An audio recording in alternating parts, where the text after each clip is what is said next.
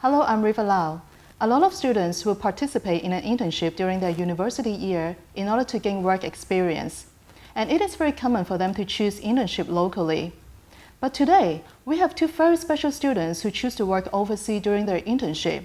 And we are not talking about popular places like US, UK, Australia. They actually went to emerging markets, Tanzania and Cambodia. So here we are, Mr. Osbert Wang, a year 4 student of IBBA who also minor in social work, and Mr. Marco Cheng, a year 4 student of professional accountancy program. Why Tanzania and what did you do there? And I have chosen Africa, Tanzania as my place for internship is because I'm a person who loves outdoor activities a lot and love the wild, and frankly speaking, Africa gave me this impression of being wild and being outdoor. And that's why I've chosen this place to go. I see. How about Marco? I know you spent 3 months in Cambodia. So why you choose Cambodia, and also what did you do there? Yeah, in the last summer vacation, I participated in the global internship program organized by the OSA of CUHK. So I got the opportunity to work overseas. At the very beginning, I decided to choose a place of internship which is very different from Hong Kong in certain perspectives, such as cultural, social, or political and economical. So eventually, I chose to work in Phnom Penh of Cambodia, which is a very small country, small city in the ASEAN region. And actually, Cambodia is experiencing a very fast developing of economics recently. So I decided to work over there. Now this is the expectation of the country, right? So I know before you went to the trip, you have a lot of dreams, imagination of the trip. So now the trip is finished. What are the biggest differences between the imaginations and the reality?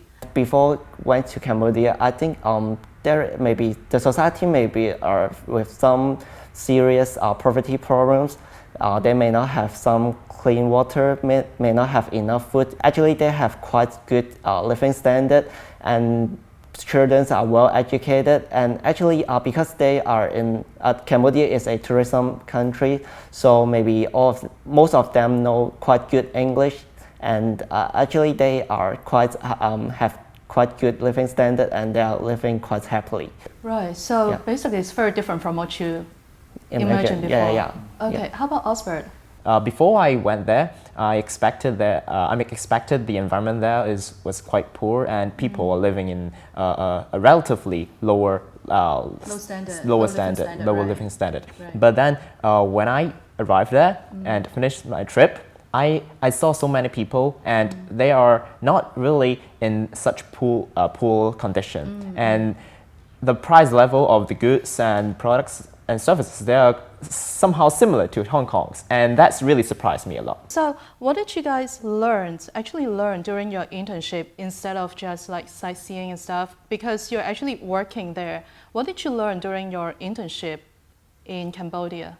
So as an accounting student, I have the opportunity to put my accounting knowledge into practical situation.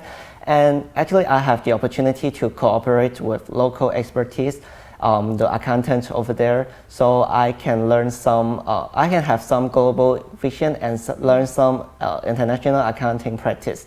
More importantly, I think I have the opportunity to work with different people come from different countries, and they have different backgrounds. So I have to adapt to their working style and learn how to interact with them, how to work with them. Right. So I think the soft skills is the most important thing I learned from Cambodia. Okay, how about Osbert? What did you learn during your internship? The main thing that I've learned is during my internship, I have been assigned 2 jobs majorly. The first one is to work with the hotel school students there, right. and at the hotel, and also at the reception, at the kitchen, and all that. And we learned to cook some African good food, really delicious. And I tried to cook it like back in Hong Kong.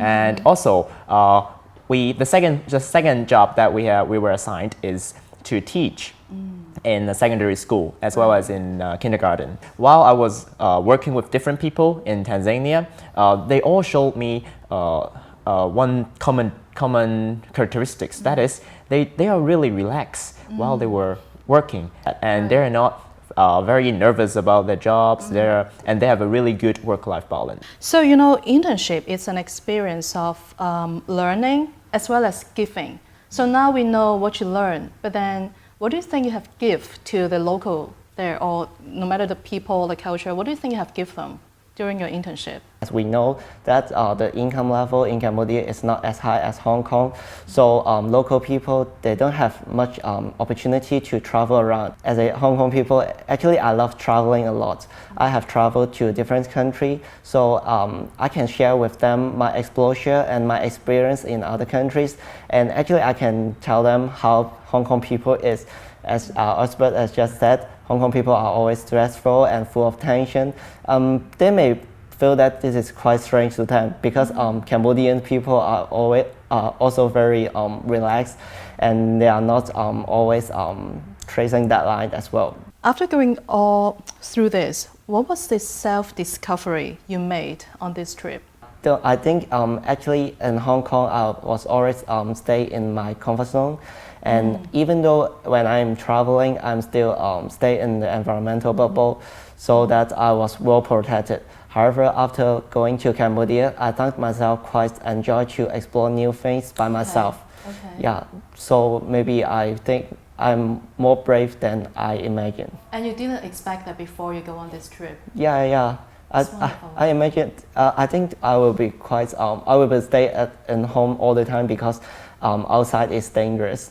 However, this is not the truth. Osbert, I know that besides during the internship, you have done something very extraordinary to yourself. Something like you're actualizing, or one of your dreams come true when you're in Tanzania. Can you share a little bit with our audience? When I was young, Right. I attended a seminar organized by a famous hiker in Hong Kong. He's like Mr. Chong Kin Man, and he was really special to me because he shared all his experience on hiking all over the world. And then when I was young, I was really stunned to listen all his experience, and I dreamed to have this rare opportunity when I grew up. And then this time I had the chance, and then of course I did go climb. And then So he has done this track before? Yes, he did. And then you know he has done it. Yeah, and I know now he's done it. you are doing it. Yeah. So that's actually a very special feeling. During the trip, we have came across to some forest, desert, hills and cliffs and rocks and all that, and different terrain. Right. And it was really nice, and the view were nice. And on the night of summiting, it was a really, really special one because I would never forget. I feel like I'm almost dead at that time. You almost dead. Yeah, I almost dead, I think. You know your parents is watching this video, right? Oh yeah, sorry. At least now I'm still alive. Okay. Yeah. Don't worry, he's still here. Yeah. And then, during on the night of summiting, I was really scared because no matter physically or mentally, I was really exhausted. Right. After already 4 to 5 days of walking and hiking. Right. And then I felt like I could not finish the track, but with the support of from my partner as well as the tour guide, that really impressed me. And then their words really inspired me, and their words pushed me to my limit. Right. That I can finish it, and then I can do it. So I know both of your family really worry about really worry about you before you go to the trip. So how did you convince them to allow you to go on the trip?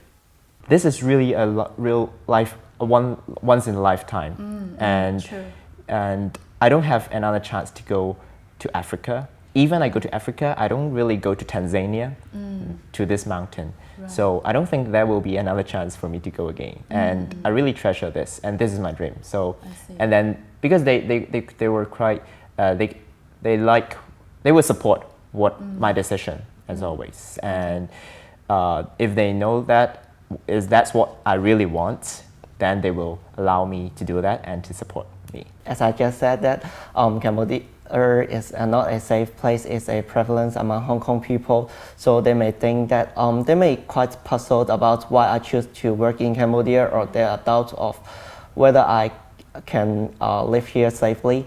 However, after I do some research of Cambodia recently, the recent environment and development of Cambodia showing to them, and I explained to them that the program is actually organized by CUHK, which they have full support. They arrange some medical support and some insurance package for us, so they are more confident about the trip. And maybe I'm a boy, so they are quite supportive to my trip, because they may think that this is a suitable time for me to explore the world.